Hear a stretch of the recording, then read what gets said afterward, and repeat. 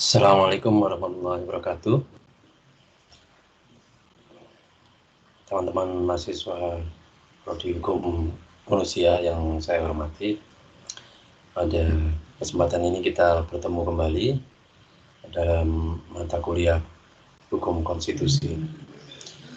Pada kesempatan ini yang merupakan pertemuan ke-6, kita akan membahas tentang teori pembentukan konstitusi. Ada dua bagian penting yang akan kita bicarakan di sini. Yang pertama adalah teori-teori pembuatan konstitusi, dan yang kedua adalah model-model pembuatan konstitusi di dunia. Kenapa materi teori pembentukan konstitusi itu menjadi sangat penting untuk kita pelajari dan kita pahami bersama? Karena kita pada dasarnya ketika mempelajari tentang konstitusi, kita perlu tahu bagaimana proses konstitusi itu terbentuk.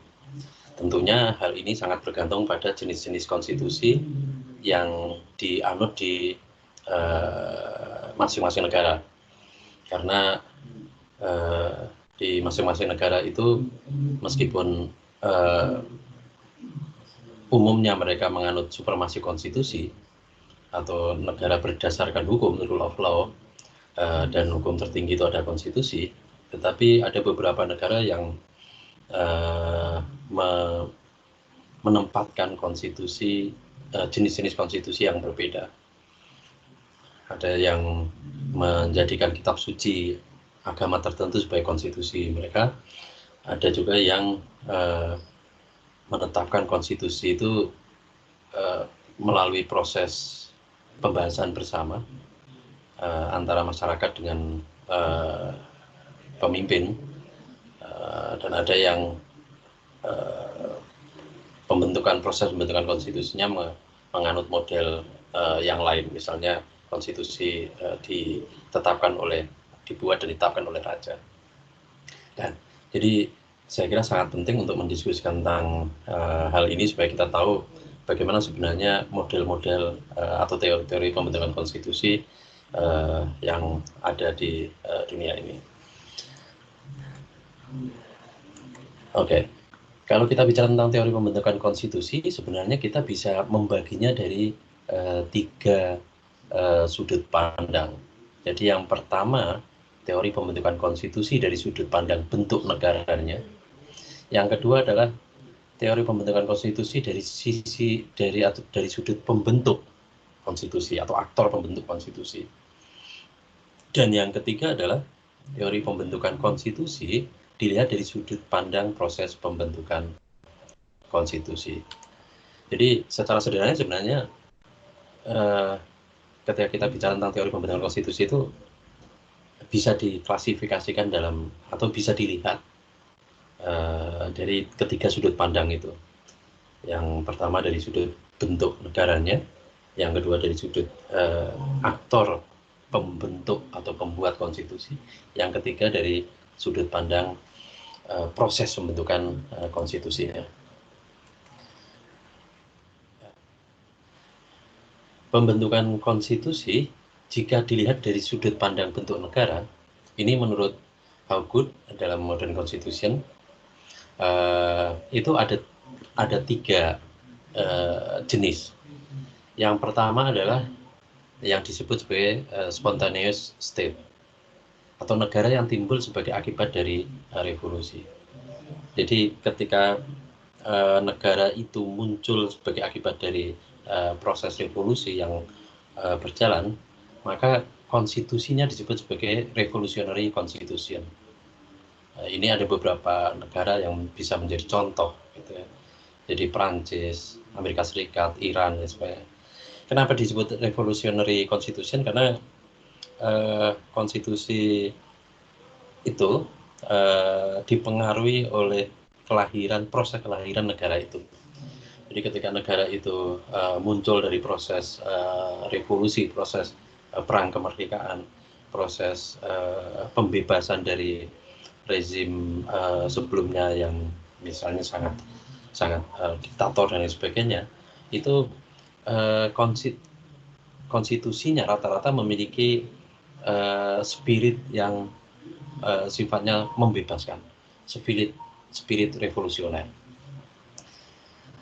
Yang kedua jenisnya adalah negotiated state. Jadi kalau bentuk negaranya itu adalah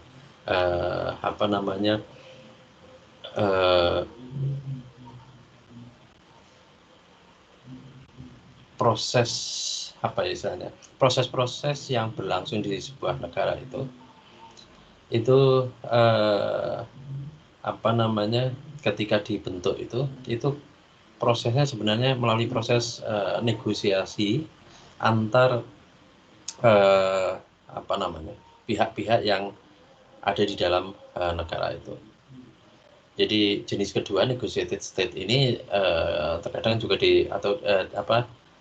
sering juga disebut sebagai parliamentary state atau parliamentary state. Jadi negara yang berdasarkan kebenaran relatif bukan kebenaran absolut. Artinya sebenarnya konstitusinya itu hasil negosiasi di parlemen. Negosiasinya ini ya kadang diwarnai oleh politik dagang sapi gitu lah ya, tawar menawar bergen antar kelompok-kelompok kepentingan. Jadi ini sangat berbeda sekali dengan yang pertama. Kalau yang pertama itu karena dia negaranya itu muncul, negara itu berdiri dari atau negara itu lahir dari proses revolusi, maka konstitusinya itu memiliki spirit revolusioner. Jadi spirit berbicara tentang pembebasan, berbicara tentang hak-hak asasi manusia dan sebagainya. Kalau yang kedua ini dia lebih bersifat negosiasi. Jadi konstitusinya dibangun juga melalui proses negosiasi dan biasanya itu terjadi di tingkat parlemen. Yang ketiga adalah derivative state. Jadi pada model ketiga ini konstitusinya disebut neo-national constitution. Jadi apa maksudnya? Jadi jenis ketiga ini adalah konstitusi di sebuah negara yang konstitusinya itu dibangun merujuk pada pengalaman negara-negara lain. Jadi biasanya ini terjadi di negara yang dimerdekakan oleh negara yang sebelumnya menjajahnya, atau negara tersebut ketika merdeka itu dia belum mengalami proses pergulatan intelektual yang matang, sehingga kemudian konstitusi yang ditulis, konstitusi yang dibuat itu banyak merujuk kepada pengalaman atau konstitusi dari negara lain. Apakah ketiga jenis ini kemudian pembedaannya hitam putih? Sebenarnya tidak. Karena sebagaimana di Indonesia itu masuk kategori yang bisa dianggap masuk kategori yang pertama, jadi revolutionary constitution, karena kemerdekaan Indonesia atau berdirinya Indonesia ini berangkat dari proses perang kemerdekaan melawan penjajah. Tapi sebenarnya di sisi lain bagian tertentu dari konstitusinya dari UUD 1945 itu juga mempertimbangkan atau dalam proses pembentukannya beberapa tokoh pendiri bangsa juga melihat konstitusi di negara-negara lain, misalnya Filipina. Jadi ini sebenarnya bukan merupakan pembagian yang hitam putih. Negara yang masuk kategori revolutionary constitution bukan berarti dia nggak sebagian di antaranya nggak masuk dalam derivative state atau neo-national constitution. Gitu. Jadi ada bagian-bagian yang abu-abu, kira-kira begitu. Nah, teori pembentukan konstitusi dari sudut pandang kedua, dari sudut pandang pembentuk konstitusinya, itu ada beberapa macam atau bisa dibagi dalam beberapa macam. Jadi yang pertama adalah konstitusi yang dibentuk oleh atau dibuat oleh raja. Jadi ini biasanya di negara-negara yang menganut monarki, terutama monarki absolut gitu ya, atau monarki konstitusional, tetapi konstitusinya itu dibuat sendiri oleh raja. Dan ini apa namanya, biasanya di negara-negara apa namanya, di era-era zaman kerajaan atau apa namanya, negara yang memang benar-benar menganut bentuk monarki. Yang kedua, itu adalah konstitusi yang dibuat bersama-sama oleh rakyat dan raja. Jadi di negara yang berbentuk monarki konstitusional itu rata-rata apa namanya, konstitusinya itu dibuat bersama-sama oleh rakyat dan raja. Kalau yang pertama ini dibuat oleh raja ini biasanya negara yang monarki saja. Tapi kalau yang kedua ini biasanya yang negara yang monarki konstitusional. Jadi negara yang monarki konstitusional itu apa namanya, pembentukan konstitusinya dilaksanakan bersama-sama oleh raja dan rakyat. Tentunya perwakilan dari rakyat. Gitu. Jenis yang ketiga adalah konstitusi yang dibentuk oleh rakyat seluruhnya. Jadi seluruh rakyat berpartisipasi dalam proses pembentukan konstitusi. Ini ada beberapa negara yang menerapkan semacam itu. Jadi melalui mekanisme polling, melalui mekanisme apa, debat publik dan sebagainya, itu rakyat dilibatkan dalam proses membentuk konstitusi. Jenis yang keempat adalah konstitusi yang dibuat oleh badan konstituante atau badan yang khusus diberi mandat untuk membentuk konstitusi. Ini yang terjadi di Indonesia. Indonesia itu konstitusi dibuat oleh apa, konstituante yang apa namanya, terdiri dari beberapa orang yang memang ditunjuk dan diberi kepercayaan untuk menyusun draft konstitusi. Dan yang kelima jenisnya adalah konstitusi yang dibuat oleh pemerintahan diktator. Jadi ini sebenarnya hampir sama dengan yang pertama, yakni konstitusi yang dibuat oleh raja. Tetapi di sini yang kelima ini bukan raja tapi pemimpin pemerintahan, tapi dia yang model menjalankan pemerintahnya itu menggunakan pendekatan diktatorship gitu. Jadi dia sebenarnya bersama juga dengan raja, monarki absolut gitu ya. Absolut. Nah, jadi itu adalah beberapa jenis apa namanya, teori pembentukan konstitusi dilihat dari sudut pandang pembentuk konstitusinya. Nah, berikutnya adalah pendekatan ketiga terkait dengan teori pembentukan konstitusi adalah pembentukan konstitusi dilihat dari sudut pandang prosesnya. Dilihat dari sudut pandang proses. Dilihat dari sudut pandang prosesnya,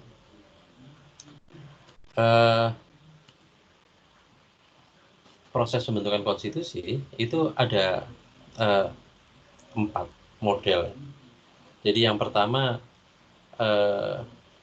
apa, konstitusi pemberian kekuasaan monarki.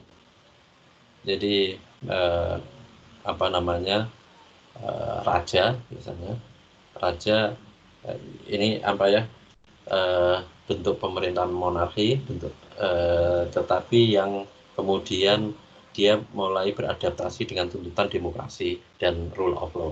Jadi raja itu apa namanya, membuat konstitusi dan kemudian ia berjanji untuk tunduk pada konstitusi itu. Jadi makanya kemudian disebut sebagai monarki konstitusional. Jadi dia monarki tetapi kekuasaannya dibatasi oleh konstitusi. Biasanya dalam proses pembentukan konstitusinya itu konstitusi tersebut biasanya dibuat oleh raja itu sendiri. Yang kedua jenisnya adalah pembentukan konstitusi yang prosesnya dilakukan secara mandiri.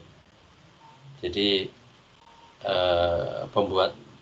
maksudnya apa? Maksudnya adalah pembuatan suatu konstitusi atau undang-undang dasar dilakukan setelah negara itu didirikan. Jadi ada seperti di Indonesia lah. Begitu bahkan kalau di Indonesia itu sebelum kemerdekaan itu ada kelompok kecil orang atau pemimpin yang menyusun rancangan naskah konstitusi, dan ketika negara tersebut berdiri itu proses itu kemudian dilakukan secara melalui prosedur yang lebih resmi, dan outputnya rancangan naskah konstitusi disahkan menjadi konstitusi. Yang ketiga adalah proses pembentukan konstitusi melalui revolusi. Ini seperti yang tadi contoh di Iran gitu ya. Jadi pemerintahan hasil revolusi membuat satu UUD. Iran, Prancis itu semacam itu. Yang keempat adalah proses pembentukan konstitusi tanpa melalui keterlibatan manusia. Maksudnya apa? Ini adalah proses pembentukan konstitusi di sebuah negara yang menganut sistem bahwa konstitusinya adalah kitab suci agama yang dianut oleh negara itu. Ini beberapa negara Islam itu menganut semacam ini. Jadi Al-Quran itu menjadi konstitusi. Jadi dalam tipe ini tentunya konstitusi itu dibuat tanpa keterlibatan manusia karena dia mengacu pada kitab suci. Setelah kita melihat teori-teori pembentukan konstitusi dilihat dari 3 sudut pandang tersebut, kita sebenarnya bisa mencoba merefleksikan untuk kasus Indonesia itu seperti apa, berada di model yang mana sebenarnya. Jadi kalau kita lihat sebenarnya Indonesia itu merupakan negara yang lahir dari proses revolusi, proses perjuangan kemerdekaan, sehingga dia konstitusinya itu memiliki spirit revolusioner. Bahkan di era pemerintahan Orde Lama, presiden pertama kita, Presiden Soekarno, saat itu selalu menyematkan gelar pada dirinya itu sebagai pimpinan besar revolusi. Jadi memang spirit revolusioner itu melatar belakangi berdirinya negara Indonesia, dan UUD atau sebagai konstitusi Indonesia itu juga mengandung spirit revolusioner. Sedangkan proses dari sisi sudut pandang pembentuknya, konstitusi Indonesia itu dibentuk oleh sebuah badan konstituante. Jadi dia tidak dibentuk oleh raja, dia tidak dibentuk oleh Tuhan, karena Indonesia tidak menganut konstitusi yang berasal dari kitab suci. Jadi dia konstitusinya dibentuk oleh manusia, dan organ pembentuknya adalah badan konstituante. Dan yang ketiga, di Indonesia itu proses pembentukan konstitusinya itu dilakukan melalui proses pembahasan antar anggota-anggota dari badan konstituante itu. Kalau kita sudah melihat bagaimana konstitusi di Indonesia, kita juga bisa melihat secara sekilas bagaimana konstitusi-konstitusi di negara-negara lain. Ada 4 contoh yang bisa saya sajikan sendiri, nanti teman-teman mahasiswa bisa juga mencoba melihat konstitusi di negara yang lain. Yang pertama adalah Timor Leste. Jadi di Timor Leste itu konstitusinya, kita ingat ya, Timor Leste itu lahir dari proses referendum yang dilakukan oleh pemerintahan Habibie. Dan ketika referendum menyatakan bahwasannya Timor Leste merdeka, Timor Timur merdeka dan berubah menjadi Timor Leste, maka mereka kemudian menyusun konstitusi. Dan konstitusi itu disusun oleh sebuah panitia yang disebut Asamblea de Constituante. Jadi ini hampir sama kayak proses di Indonesia. Tetapi kalau yang di Timor Leste, ini keanggotaan dari Asamblea de Constituante ini terdiri dari beberapa perwakilan partai politik dan pakar-pakar hukum. Jadi panitia ini bekerja terburu-buru menjelang pernyataan kemerdekaan, akibatnya banyak hal yang tidak diatur secara rinci sehingga mudah dimanipulasi oleh pemerintah. Ini sebenarnya hampir sama dengan proses pembentukan konstitusi di Indonesia di Undang-Undang Dasar 1945 itu. Jadi para pembentuk konstitusi UUD 1945 itu dalam penjelasan Undang-Undang Dasar itu juga menyampaikan bahwasannya UUD 1945 ini adalah merupakan UUD yang sederhana, UUD yang sangat singkat, dan diharapkan nanti pada masa berikutnya bisa dilakukan penyempurnaan terhadap UUD 1945 ini. Makanya kemudian dilakukan amandemen hingga saat ini sudah sampai ke amandemen keempat di UUD 1945. Di Timor Leste pun semacam itu. Yang kedua, konstitusi Thailand. Jadi konstitusi Thailand ini proses pembentukannya itu melibatkan rakyat. Jadi prosesnya dimulai dengan pemilihan secara tidak langsung untuk memilih wakil-wakil majelis yang membuat konstitusi. Kemudian selama 8 bulan, majelis ini menyusun rancangan konstitusi dan kemudian mengadakan dengar pendapat rakyat melalui televisi dan radio untuk mengumpulkan pendapat rakyat. Organisasi non-pemerintah juga mengadakan pertemuan-pertemuan publik agar rakyat bisa ikut membahas rancangan ini. Jadi ini salah satu contoh proses pembentukan konstitusi yang sangat partisipatif di Thailand. Kemudian di Prancis dan Amerika Serikat. Di Prancis dan Amerika Serikat yang negaranya terbentuk dari proses revolusi, itu konstitusinya ditulis oleh sekelompok kecil masyarakat. Tapi kebetulan memang dalam sejarahnya itu kelompok itu didominasi oleh laki-laki berkulit putih dan memiliki kaum tuan tanah. Jadi sebenarnya kelompok elit dan kelompok elit pada saat itu adalah kelompok yang memiliki kapital gitu ya, kelompok pengusaha semacam itu. Sebelum dilakukan beberapa amandemen ini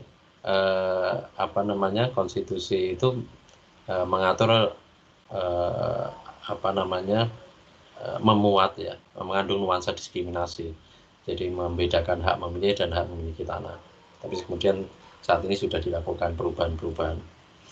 Yang terakhir ada konstitusi di Afrika Selatan. Jadi proses pembuatan konstitusi di Afrika Selatan ini memakan waktu 3 tahun dan rakyat terlibat. Pada awalnya mereka mengadopsi konstitusi sementara biar ada waktu cukup untuk konsultasi dengan rakyat. Setelah 3 tahun mereka membuat sosialisasi dan konsultasi dengan rakyat, dan setelah itu mereka mengadopsi konstitusi baru yang permanen. Jadi praktek di Afrika Selatan ini sebenarnya sangat menarik. Kenapa? Karena mereka membuat 2 konstitusi, jadi konstitusi sementara untuk menjadi landasan berjalannya pemerintahan pasca berdirinya negara Afrika Selatan. Tetapi ketika konstitusi sementara itu berlaku, pada saat yang sama konstitusi yang permanen, konstitusi yang lebih sempurna itu disusun, dan itu memakan waktu 3 tahun dan melibatkan partisipasi rakyat secara luas.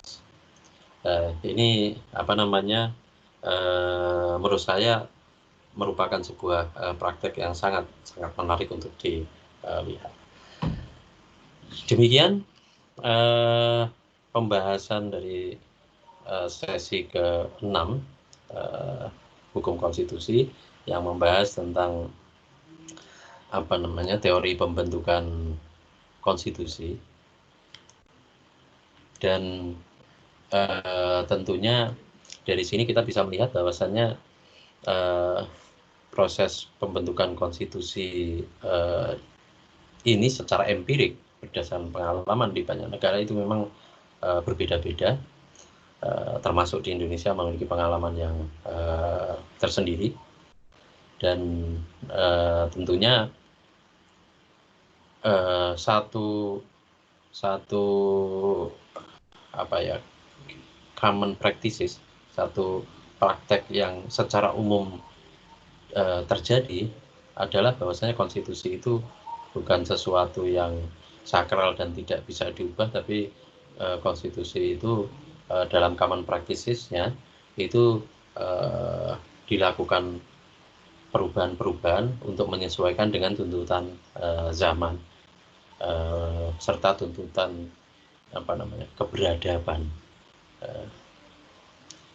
Saya kira itu. Kalau ada pertanyaan dan hal-hal yang kurang jelas nanti bisa ditanyakan di kolom komentar. Semoga ini bisa menjadi tambahan pengetahuan bagi kita semua. Terima kasih. Wallahul muwaffiq ila aqwamit thoriq. Assalamualaikum warahmatullahi wabarakatuh.